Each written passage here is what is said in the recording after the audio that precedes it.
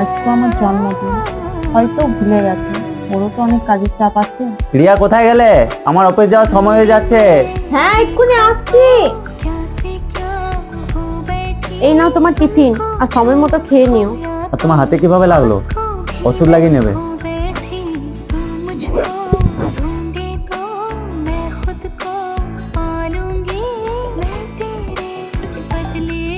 Hello, শোনো, আমি মনে হয় মানি ব্যাগটা ড্রয়ারে ভুলে গেছি। তুমি একবার দেখো তো।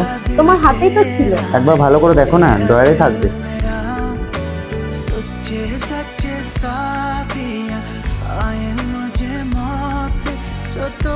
Happy birthday. কেমন হয়েছে গিফটটা? খুব সুন্দর। আর হাতে কিছু লাগিয়েছো না লাগাওনি? হ্যাঁ। আর শোনো, এই দায়িত্বটা আরো বেড়েই যাবে। আর এই দায়িত্বের মধ্যেই পরস্পরের খেয়াল রাখলে সম্পর্কটা আরো গভীর হবে।